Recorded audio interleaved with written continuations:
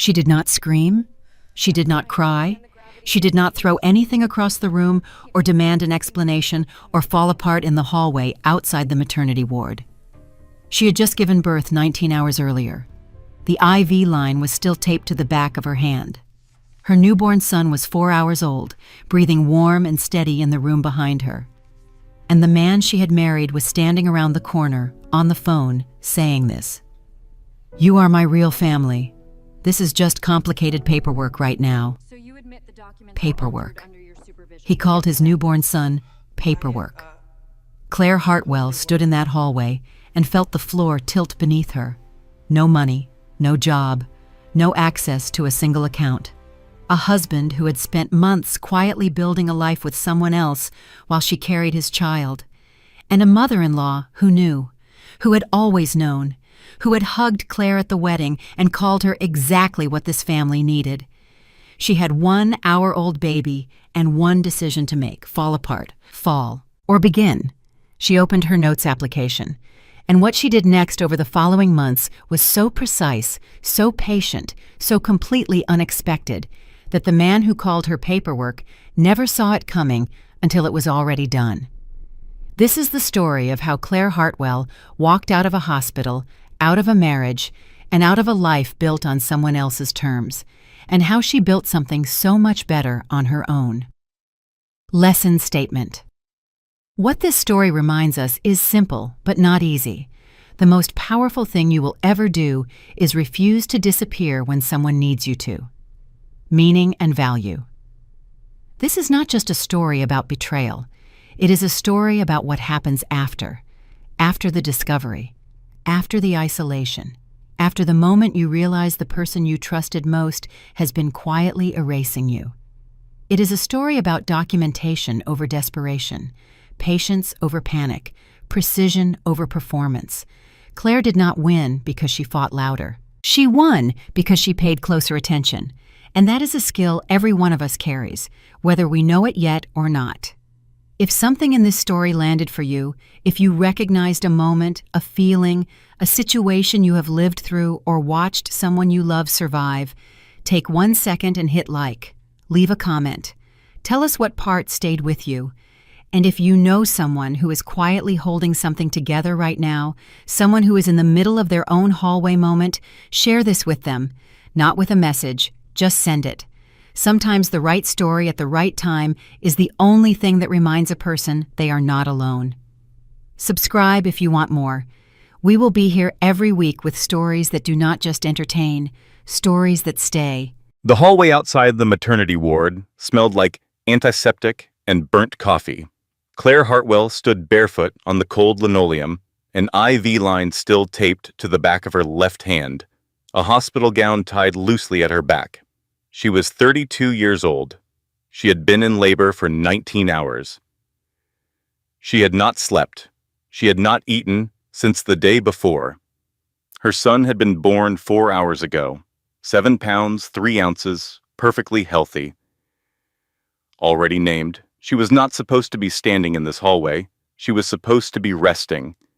But she had heard Ryan's voice from around the corner, low and unguarded, and something old and instinctive had pulled her out of bed before she had time to decide whether she wanted to know. She stopped at the corner and listened. Ryan's voice floated through the quiet corridor with the ease of a man who believed he was alone. He said, "She had the baby. Boy, everyone is fine. I just need a few days to manage the optics. Then we can actually talk." A pause.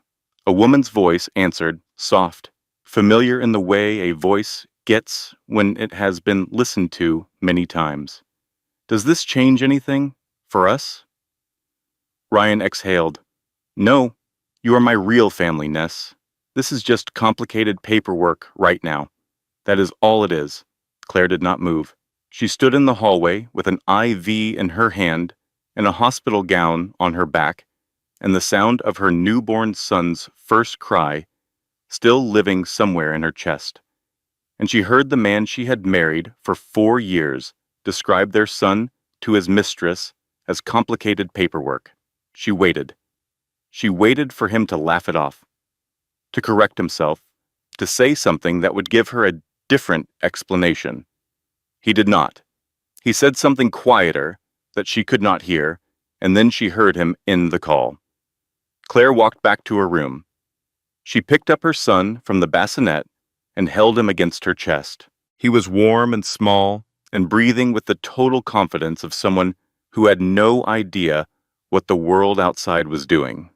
She pressed her face against the top of his head and breathed in. Then she opened her phone. She opened the notes application and began to type.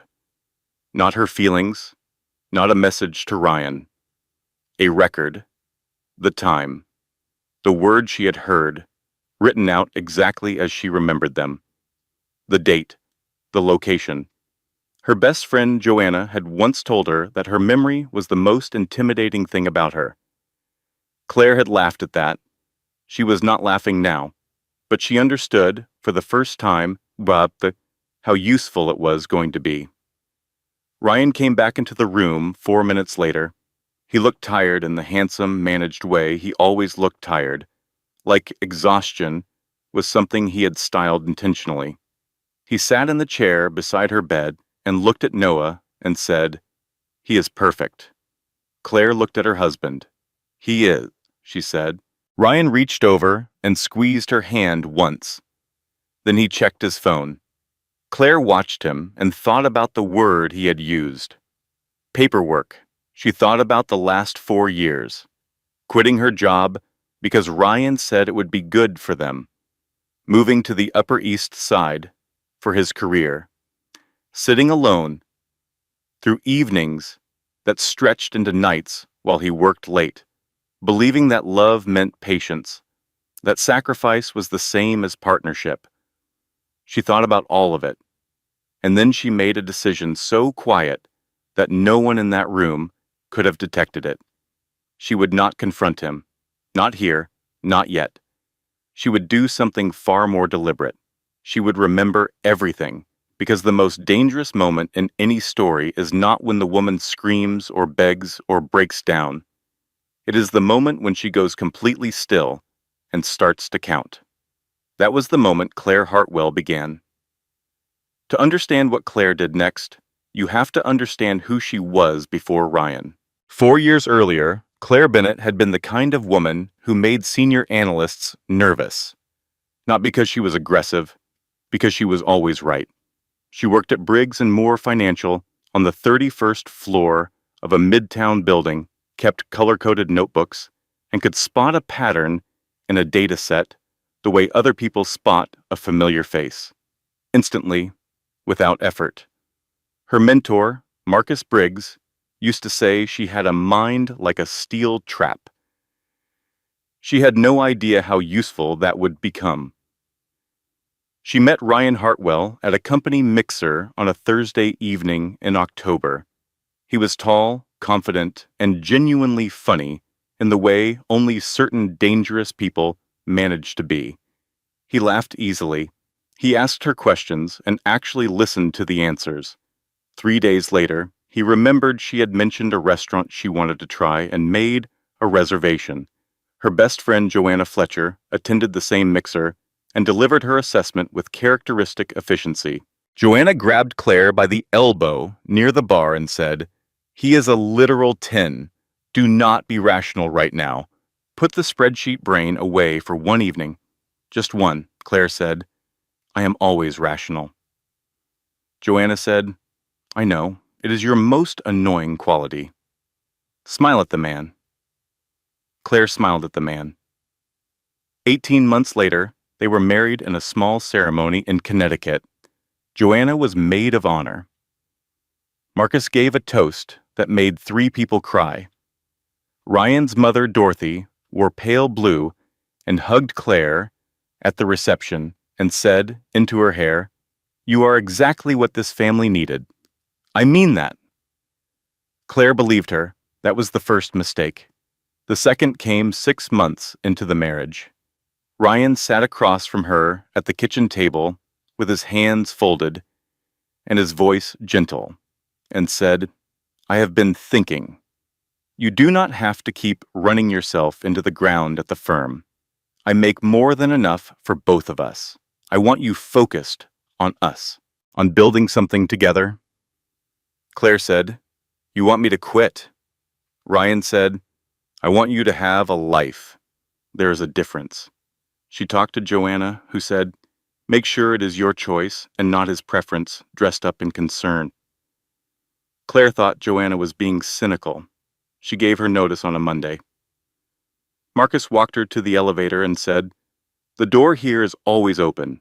You know that." She thanked him. She did not think she would ever need it. Here is what no one tells you about giving something up for love. The moment you hand it over, it stops being a sacrifice. It becomes a debt. Not a debt the other person announces. A debt they collect quietly, over time, in ways you do not recognize until you have nothing left to offer. Claire gave up her career, her independence, her professional identity. She gave them up willingly, believing she was building something. In reality, she was being repositioned, moved from partner to dependent, from equal to manageable. The first 2 years were good enough to be convincing. Ryan was attentive when he was present. He planned trips, remembered anniversaries, told friends at dinner parties that he had married the smartest woman he had ever met. He said it with pride. He did not seem to notice that he had spent the previous year systematically ensuring she had nowhere to apply that intelligence. By year 3, the attentiveness was thinner. He worked later. He traveled more. He was present in the apartment the way furniture is present, occupying space without generating warmth.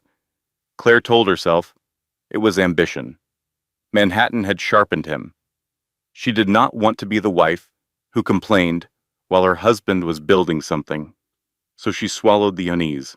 By year 4, she was 8 months pregnant and sitting alone at 11 o'clock at night, and Ryan was working late for the 3rd time that week, and she had stopped counting which week it was. She found the receipt on a Sunday afternoon, tucked into the inside pocket of Ryan's gray blazer while sorting laundry.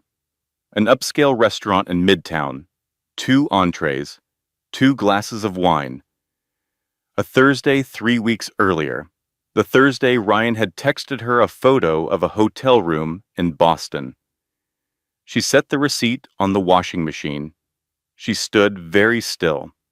That evening, while Ryan showered, she sat at his laptop. She was not looking for anything specific, she told herself. She was checking. She found a folder labeled with a single initial, V, private.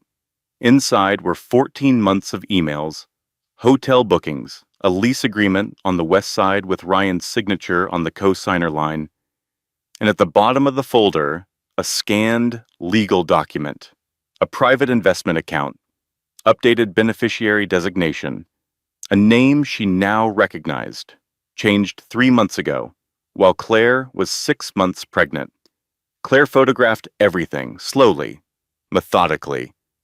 Her hands were completely steady, so steady that she accidentally also captured Ryan's open browser tab. A Google search from earlier that day, how to fake food poisoning convincingly, and below it, do prenuptial agreements hold up if wife cries during proceedings? Claire stared at the screen for a long moment. Ryan came out of the bathroom in a cloud of cedar-scented steam and kissed the top of her head and said, "You look exhausted. Come to bed." Claire closed the laptop. "You are right," she said. "I will." She went to bed. She did not sleep. She lay in the dark beside him and thought about the steel trap in her mind. She thought about everything she had photographed and everything she had memorized and everything she now understood with absolute clarity. And she made her second decision. She would not move until her hand was full.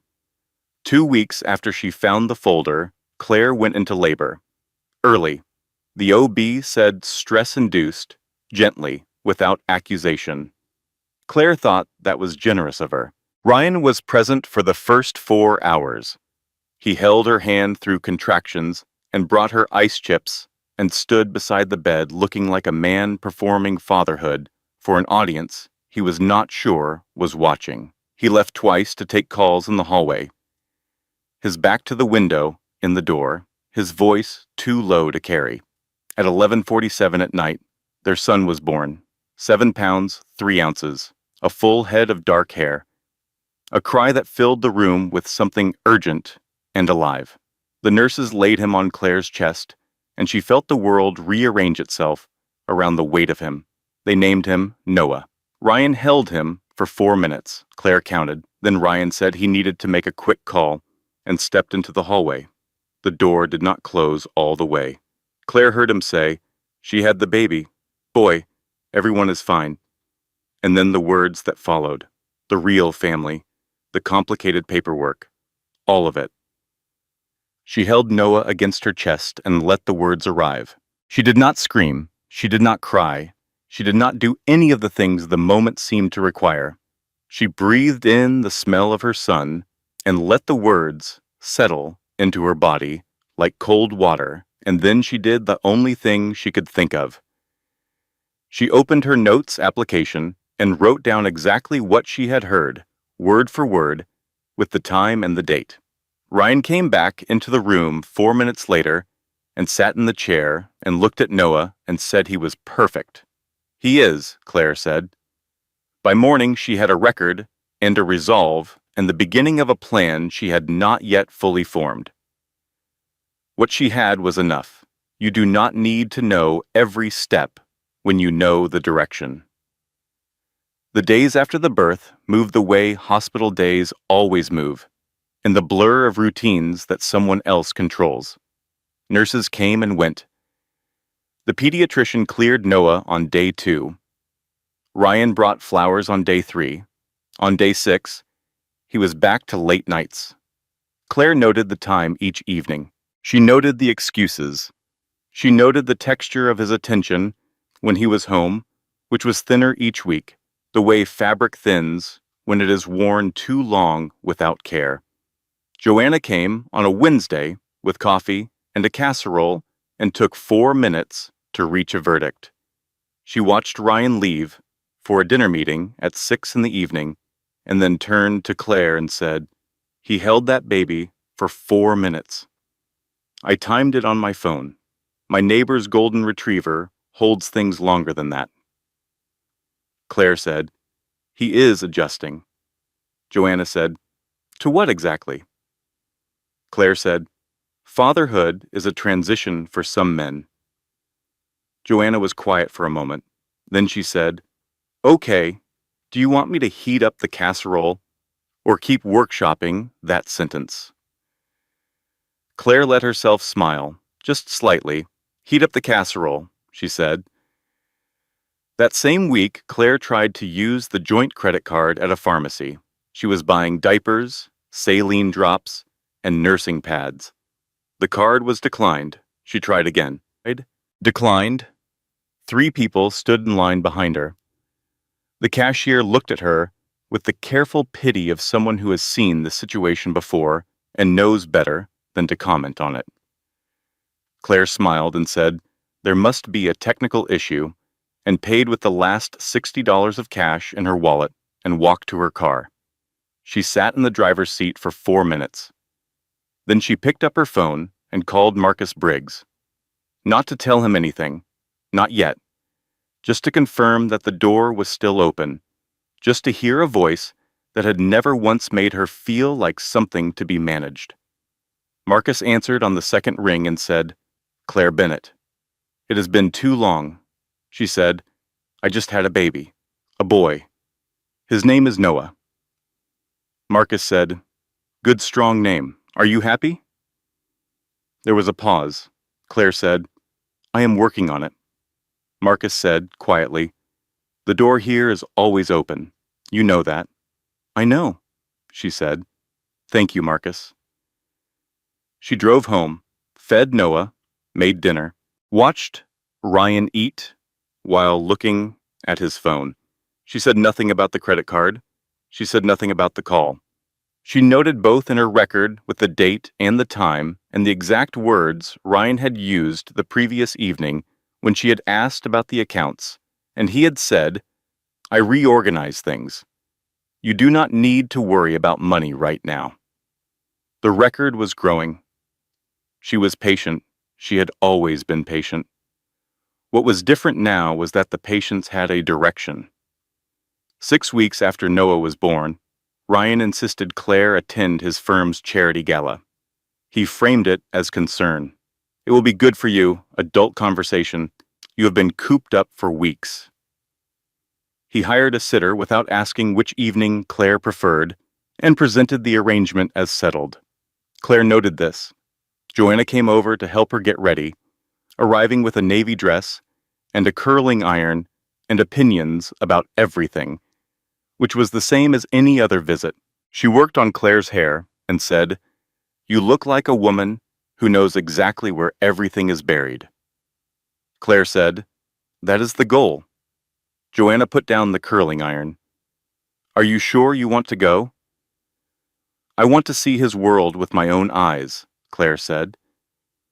"While I still have access to it." Joanna looked at her for a moment. That sentence was either very brave or very ominous. "Probably both," Claire said. The gala was held in a glass-walled venue in Midtown. Soft lighting, a string quartet, the particular low hum of people performing wealth at each other. Claire moved through the room slowly, noticing everything. The way Ryan's posture changed when he was in professional spaces, taller, more deliberate, like a man arriving at his natural habitat. The way people angled toward him in conversation.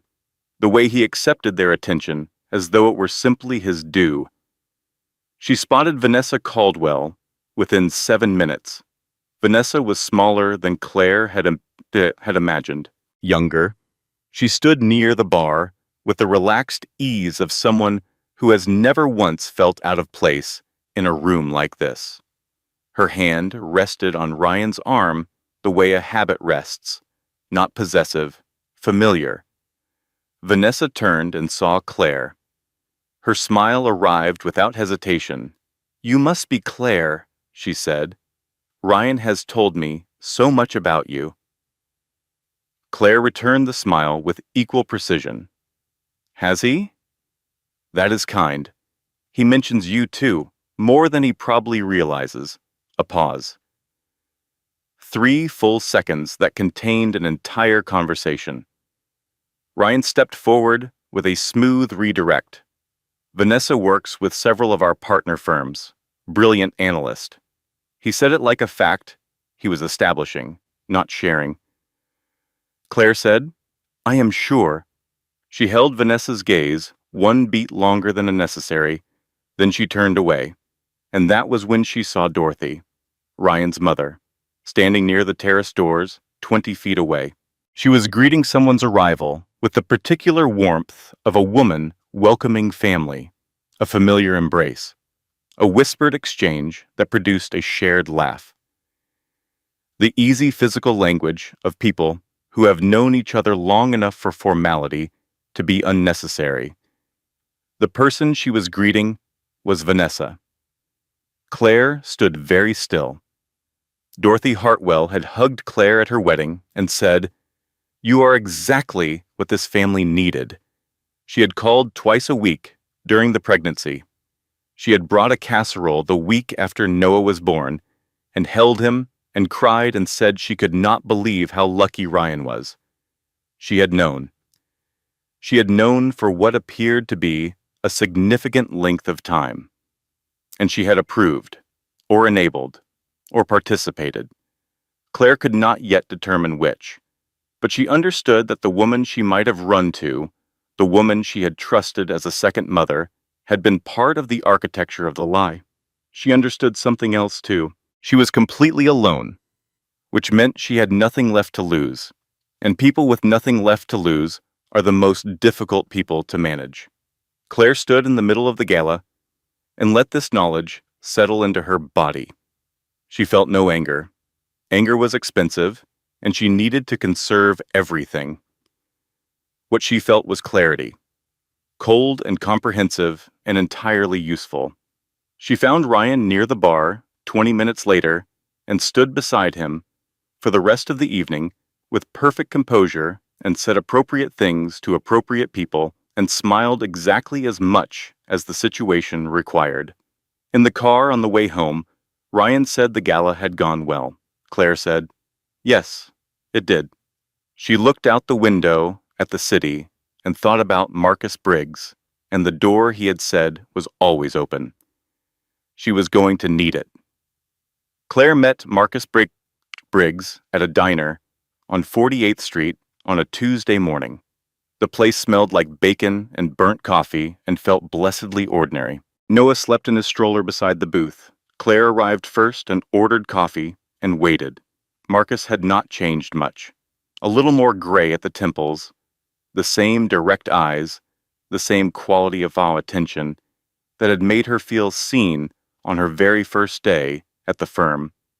He sat down and looked at her and said, "You called just to say hello, and then you asked to meet in person. So I am going to assume this is not actually about catching up." "No," Claire said. "It is not." She slid a flash drive across the table. Marcus looked at it, then at her. "How long have you been building this?" he asked. "Since the hospital," she said. He plugged it into his laptop. He read for 11 minutes without speaking. Claire drank her coffee and watched Noah sleep. When Marcus finally looked up, his expression was careful, in the way that careful people get when they have found something significant. "Claire," he said, "these account restructurings. The way Ryan shifted client allocations to benefit his personal investment portfolio. This is not just a marital issue. This could be an SEC matter." "I know," she said. "Do you understand what that means for his professional standing?" "I do," she said. "That is why I waited until I had everything." Marcus was quiet for a moment. Then he said, "I know 2 people in compliance, and I know the best family law attorney in New York. Her name is Margaret Sinclair. She does not lose custody cases." Claire felt something loosen in her chest. A weight she had been carrying so long, she had stopped registering it as separate from herself. "I need time," she said. "I cannot move until I am ready. He monitors the home network. I have been using a prepaid phone for anything sensitive and keeping my notes in a paper notebook. But if I move too soon, he will have time to respond before I have everything in place." Marcus nodded. "Tell me what you need." Here's what this part of Claire's story offers you. Document everything before you say anything. Emotion is entirely valid, but evidence is power. If you are in a situation where you feel controlled or isolated, or financially dependent on someone who does not have your interests at heart, begin a private record. Dates, amounts, words said, decisions made without your input, changes to accounts that carry your name. Do it in a notebook if you cannot trust your devices. Do it in your own handwriting. Your memory and your documentation together are your first defense. Do not tip your hand until your hand is full. Claire drove home through midtown traffic with Noah in the back seat and the city loud and indifferent around her. Ryan was in the kitchen when she arrived, making coffee, humming something, checking his phone. He looked up. "Good walk?" "Great, actually," she said. She smiled at him. He had absolutely no idea. Ryan came home early on a Thursday. Claire was feeding Noah in the living room. She heard the elevator, then the key, and felt the shift in the apartment's atmosphere, the way you feel a change in pressure before a storm. Ryan set down his briefcase with a particular kind of deliberateness, loosened his tie, sat across from her at the kitchen island. He slid a folder across the counter. Inside were printed screenshots of her emails to Marcus. Subject lines, dates, the coffee meeting on 48th Street. Ryan said, I had the home network flagged for unusual outbound activity 6 weeks ago. Everything that leaves this router is logged. I have known about your meetings with Briggs since the beginning. He slid a second document forward, a custody motion, already filed, his attorney's letterhead at the top, and beneath the motion, a letter from a psychiatrist Claire had never heard of, had never met, had never spoken to. The letter cited postpartum mood disorder with psychotic features and potential risk to infant. So it was signed and notarized and dated 4 days ago. Beneath the letter, a sworn affidavit from Dorothy Hartwell. Ryan said, "I do not want this to become a public situation. Sign the separation agreement. You receive a generous monthly payment. I receive primary custody. Noah stays in a stable environment. Everyone moves forward." Claire said, "You had a psychiatrist diagnose me without ever meeting me." Ryan said, "The court does not need him to have met you. They need the documentation." "And your mother signed an affidavit. She is concerned about you," he said. "We all are." Claire looked at him across the kitchen island. The man she had married? The man who had described their son as paperwork, who had monitored her communications from their own home router, who had arranged a psychiatric diagnosis from a doctor she had never encountered, signed by a mother-in-law who had once told her she was exactly what the family needed. She closed the folder. "I will need to think about it," she said. "Take a few days," he said. That night, 3 things happened in rapid succession. The first, Claire called Margaret Sinclair, the attorney Marcus had recommended. Margaret answered on the second ring, professional and warm, and then said, "Claire, I have to be completely transparent. Ryan's firm retained our office yesterday for an unrelated corporate matter. I have a conflict of interest. I cannot represent you. I am so sorry." The second, Marcus called at 9 in the evening. "Ryan's legal team sent a cease and desist to my firm this afternoon. They are claiming the documents on that drive were proprietary company property removed without authorization. They are threatening criminal referral. My SEC contact has gone quiet." The third, Claire called Joanna. 4 rings, voicemail. A text arrived 22 minutes later. "Claire, Ryan called me today. He said you have been having some episodes and that things have been difficult at home. I do not know what is going on, but I think you should talk to someone. I love you, but I do not want to make things worse right now. Call me when you are ready." Claire read the text 3 times. Her attorney, her mentor, her best friend of 11 years, 3 people, 3 phone calls, 1 evening.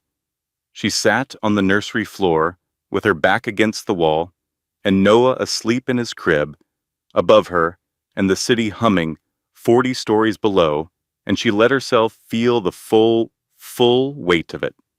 No attorney, no income, no account access, a psychiatric label she had never earned, a mother-in-law who had chosen her son's affair over her own integrity, a husband asleep down the hall who had spent weeks removing every single person she might have run to.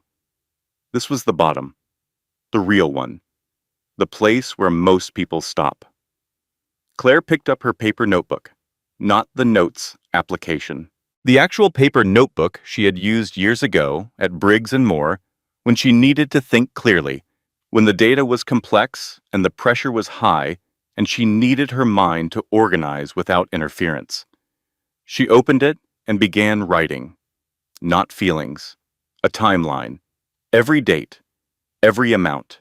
Every word she remembered. Every document she had memorized before photographing. Every change to every account. Every lie told in her presence and the exact words used to tell it. Her memory had always been a steel trap. Ryan had made the mistake of assuming she kept it locked. She wrote for 2 hours.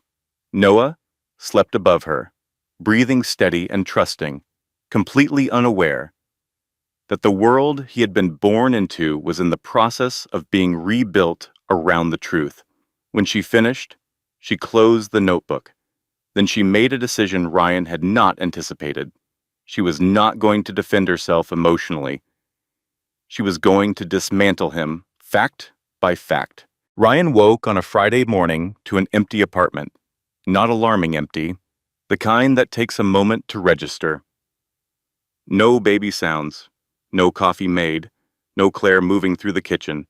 A note on the counter, handwritten. Noah had his 6-week pediatric checkup this morning. I took him. Do not worry. Ryan expected them back by noon. By 2 in the afternoon, he called her cell. Voicemail. By 5, he called again. Voicemail. By 9, he was sitting at the kitchen island with a drink he was not finishing and the specific chill of a man who has just realized the person he underestimated has stopped being predictable. Claire was 3 hours away. She had driven to Cape May, New Jersey, that morning. Not impulsively. She had found the rental 4 weeks earlier and booked it under her maiden name, Claire Bennett. Paying the deposit in cash she had been setting aside from household grocery money for 2 months. Ryan gave her a generous household budget. He had never once checked the receipts. The rental was a small white house 2 blocks from the beach. Clean, modest, anonymous. A landlord named Barbara, who had been renting the place for 30 years and asked no unnecessary questions. Barbara looked at Claire, arriving with a single suitcase, a diaper bag, and a newborn, and said, "Traveling alone with a baby, hun," Claire said. "Just the 2 of us." Barbara said, "Brave woman."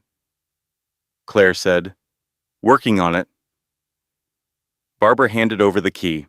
"Room is $80 a night. Breakfast is included. I make good eggs." She paused.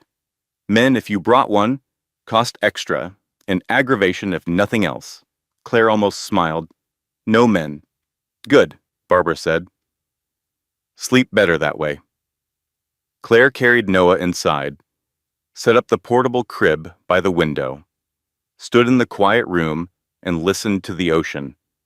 She used a prepaid phone.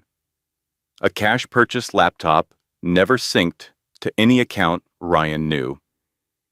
She did not post anything anywhere. She did not update anyone.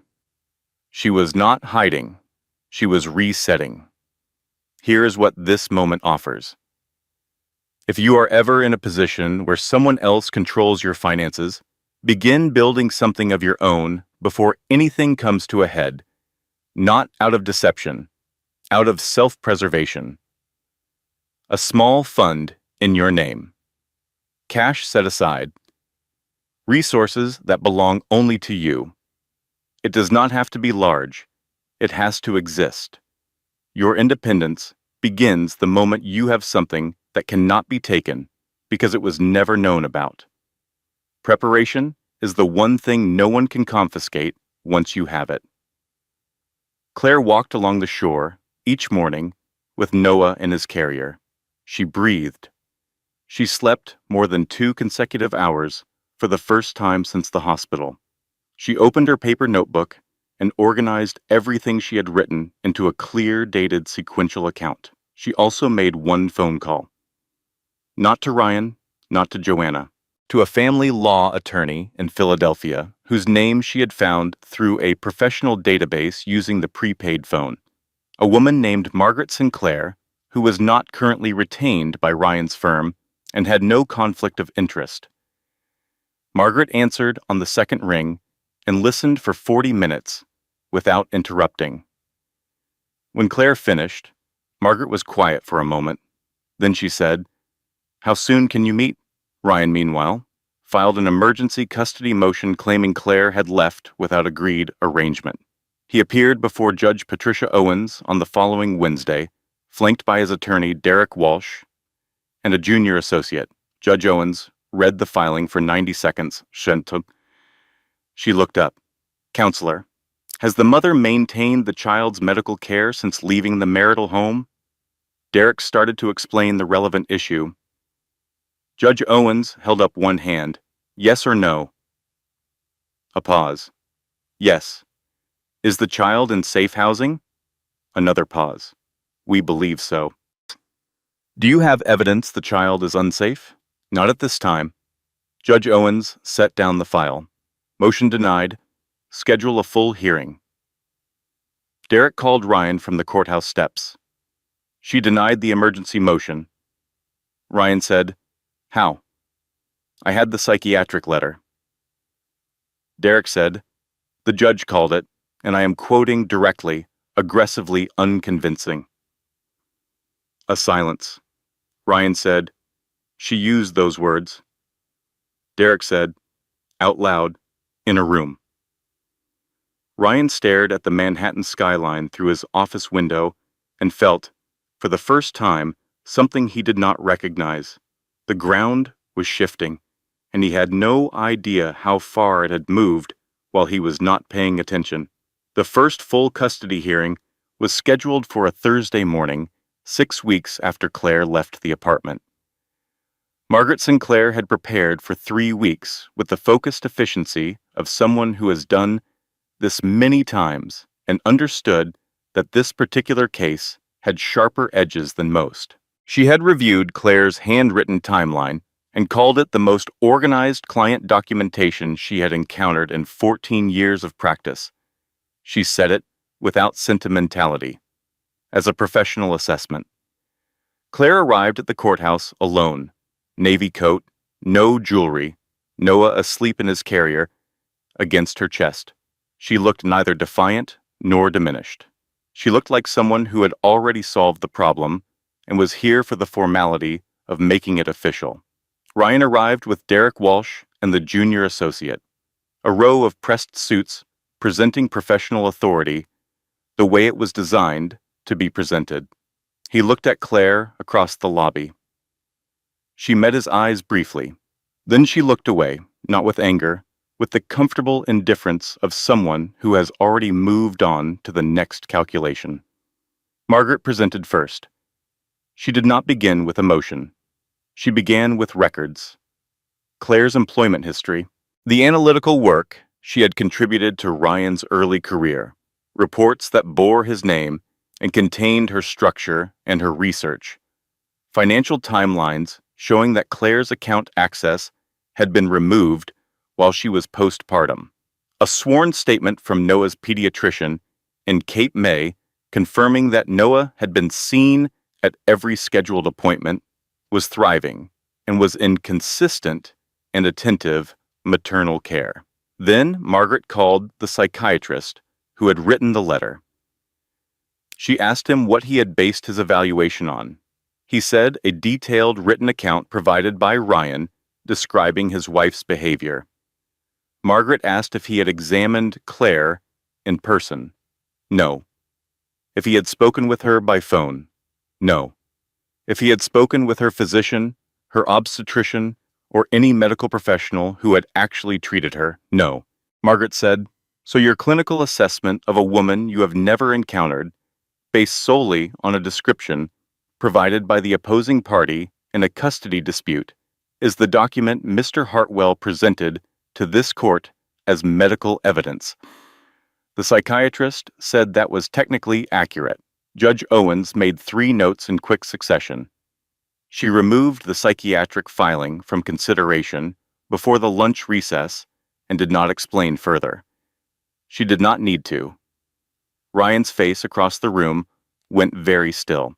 When Claire testified, she stood without notes and described her days with Noah, feeding schedules, pediatric visits, morning walks along the beach, evening routines. She spoke with the specificity of someone who had been paying complete attention to every minute of her son's life. She did not mention Ryan, except in response to direct questions. She did not frame herself as a victim. She described herself as a mother, and let that be sufficient. The contrast with Ryan's testimony did not need to be announced. Ryan knew numbers. He did not know feeding times. He did not know the name of Noah's pediatrician. He could not say with certainty what Noah's sleep schedule was. His answers sounded like a man summarizing a report he had read once, rather than a parent describing a child he lived with. Judge Owens watched him with the patient attention of someone filing information away for later use. Outside the courthouse afterward, Joanna was on the steps. She had come alone and sat in the back of the gallery for the entire hearing and said nothing. Now she stood with red eyes and her arms crossed, and when Claire came through the doors, she stepped forward. "I am so sorry," she said. "I should have called you back. I should have believed you. He made it sound so real." Claire hugged her. "Do not," she said. "Just do not let it happen again." Joanna pulled back, still crying. "Are you okay?" "I am better than I have been in 2 years," Claire said, and meant it. Margaret joined them on the steps. First hearing went significantly better than typical. The psychiatric letter is gone. The judge is watching him now. She paused. "He underestimated you on the record. That is very difficult to recover from." Claire adjusted Noah's blanket and allowed herself one complete exhale. She had been careful. She had been patient. She had been thorough. She thought, not for the first time, that those qualities had cost her years. She also thought, for the first time, that they were going to give her everything back. 4 days after the hearing, Ryan's attorneys filed a supplemental motion. New evidence, 2 items. The first was a sworn affidavit from Dorothy Hartwell, 14 pages, detailed, specific, signed under penalty of perjury. Dorothy claimed to have witnessed Claire, during her 3rd trimester, explicitly threatening to leave Manhattan and take the baby to Hanar to Sepul. She cited a specific date, a Sunday afternoon, the Hartwell family home in Greenwich. Claire read the date and went completely still. She said to Margaret, across the conference table, "Joanna was there. She drove up with me. We sat in Dorothy's kitchen for 3 hours. Dorothy made lemon pound cake. Joanna ate 3 slices. Margaret looked at her. Dorothy just lied under oath," Claire said. "About a day when my best friend was sitting 4 feet away from me." Margaret said quietly, "Dorothy just handed us perjury." The second item was a subpoena from Marcus Briggs. Ryan's team had pulled phone records, 7 calls between Claire and Marcus in the 3 weeks before she left. They were framing it as coordinated professional sabotage using stolen data. The hearing was delayed pending review. Margaret said the delay was designed to exhaust her, to make her feel like she was losing ground. "Ryan's team is counting on this wearing you down," she said. Claire said, "Dorothy lied under oath on a date that Joanna can document down to the lemon pound cake. That is not a complication. That is a gift." Joanna testified at the second hearing with the contained fury of a woman who has been patient as long as she intends to be. Margaret walked her through the entire Sunday in Greenwich, the time of arrival, what Dorothy served, the conversation about baby names, the specific remarks Dorothy had made about the nursery color Claire was considering. None of it matched Dorothy's affidavit. Joanna had texts from that day, a photograph of Dorothy's kitchen she had sent her sister, time-stamped and geotagged. Derek Walsh attempted a cross-examination. He asked if Joanna's long friendship with Claire made her testimony potentially biased. Joanna said, "Yes, we have been friends for 11 years, which means I was also friends with Ryan for 11 years. I attended their wedding. I have had dinner in their home probably 40 times, and I am still here testifying for Claire. You are welcome to make of that whatever you would like." 3 people in the gallery wrote something down. Judge Owens looked at Dorothy Hartwell in the second row and said, very evenly, "Ms. Hartwell, this court takes sworn testimony very seriously. You will be hearing from our office." Dorothy's expression did not change, but she did not look at Ryan, and Ryan did not look at her. Then Margaret introduced a final piece of evidence, A written statement from Vanessa Caldwell, submitted in response to a request from Ryan's team for a character reference on his behalf. Margaret read it aloud. I am unable to provide testimony on behalf of Ryan Hartwell, as I am no longer in contact with him and have no direct knowledge of his fitness as a parent. I wish all parties a swift resolution. She folded the paper. The room absorbed it. Ryan stared at the table in front of him. Margaret leaned toward Claire and said, very quietly, she did not even sign it, with best wishes. Claire said, barely moving her lips, just regards. Margaret said, cold? Claire said, accurate. That week, the SEC inquiry that Marcus had originally triggered moved into an active phase. Ryan was placed on administrative leave pending investigation. His name disappeared from the firm's website within 48 hours. Not removed dramatically, just quietly gone, the way a table setting is cleared when a guest is no longer expected. Derek Walsh withdrew from the custody case, citing irreconcilable differences in strategy. A younger, less expensive attorney appeared beside Ryan at the third hearing. He looked like he had prepared thoroughly and slept poorly and was beginning to understand the full dimensions of what he had walked into. Judge Owens opened the third session and turned to Ryan. Mr. Hartwell, I have some questions about your current employment status that were not fully addressed at the previous hearing. Ryan answered. His voice was controlled, technically accurate, but in a courtroom focused entirely on the stability and welfare of a small child, technically accurate was not the same as reassuring. When Ryan attempted to argue that he had always provided financially and had never failed his son materially, Judge Owens looked at him with the patience of someone who has heard this particular sentence many times before. Mr. Hartwell, she said, this court is not evaluating your income. We are evaluating your reliability. Those are not the same thing. She returned to her notes. Outside the courtroom afterward, Ryan's new attorney pulled him aside and said, prepare for limited custody. Ryan said nothing. Across the parking lot, Claire buckled Noah into his car seat with steady hands.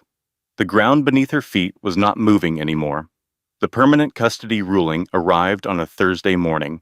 Claire was at the kitchen table, and Cape May with a cup of coffee and 2 consulting files open, and Noah in his high chair, banging a spoon against the tray with the pure, uncomplicated joy of a child who has never had a reason to be afraid. Her phone buzzed. She read the notification once, then again. Primary physical and legal custody granted to Claire Bennett Hartwell. All decisions regarding health, education, and residence entrusted to the mother. Visitation for Ryan Hartwell Limited and supervised, subject to ongoing review. She set the phone face down on the table. She picked up Noah. She walked to the back porch and stood in the morning air with her son against her shoulder, looking at the harbor. The water was flat and silver and entirely indifferent to everything that had just been decided, which felt right. The world does not stop for your victories any more than it stops for your losses. It simply continues. And what you do inside that continuance is the only thing that has ever actually been up to you. Claire pressed her face against the top of Noah's head. You are safe, she said. That is all I ever needed. Noah grabbed a fistful of her hair and held on. At the same hour, in a conference room in downtown Manhattan, Ryan sat across from 3 attorneys and a compliance officer and received formal notification that the SEC inquiry had expanded in scope. His cooperation was required on an accelerated timeline. His access badge for the executive floor had not worked in 11 days. His apartment, when he returned to it that evening, had the quality of a hotel room. Functional, impersonal, missing the particular warmth that comes from someone who actually lives in a space rather than occupying it. He walked through the rooms slowly and understood, in a way he had not before, that the warmth had not come from the apartment. It had come from Claire, and she was not coming back. Dorothy Hartwell received a formal perjury inquiry through the mail on a Friday. Her attorney called within the hour. The Greenwich social circle, that had defined her identity for 30 years, was becoming aware that something had gone significantly wrong. Vanessa Caldwell had relocated to Chicago 6 weeks earlier. She left no forwarding message. Ryan's supervised visits with Noah occurred every other Saturday. Noah was always returned on time, clean and fed, and perfectly fine. Ryan and Claire communicated exclusively through their attorneys. This arrangement, which Ryan had once used as a threat, had become the most peaceful boundary Claire had ever experienced. She did not wish him harm. She did not think about him often. When she did, it was with the clarity of someone who has passed through something difficult and come out the other side knowing exactly what it cost and exactly what it was worth. 6 months after the ruling, Claire accepted a consulting position at a boutique risk analysis firm. The work was familiar, analytical, grounded. It did not ask her to perform strength. It respected it. She worked 26 hours a week, chose her clients, and sat at a desk by the window in the Cape May house with Noah playing at her feet. Joanna visited every other weekend, having appointed herself Noah's official fun aunt and taking the role with complete seriousness.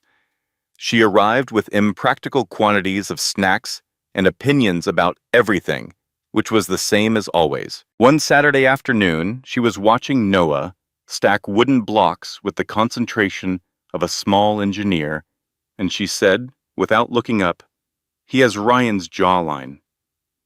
Claire said, "He has my stubbornness." Joanna said, "So he is going to be fine." Claire said, "He is going to be better than fine."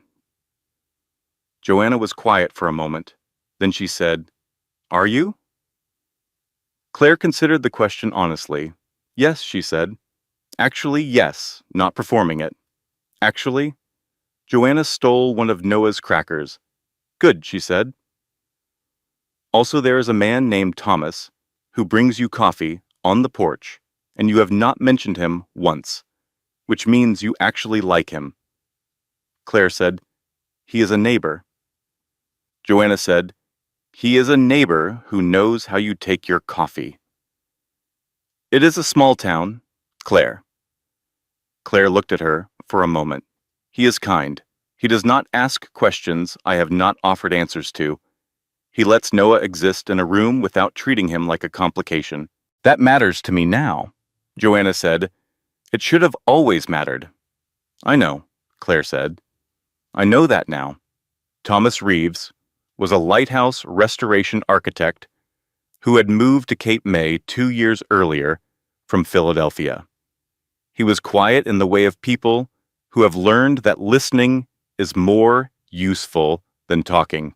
He brought coffee on Tuesday and Thursday mornings and waited when Noah was fussy without impatience and had not once made Claire feel like a liability or a project. She was not rushing anything. She was allowing something to exist without requiring it to be a destination. That, she had decided, was the most adult thing she had ever done.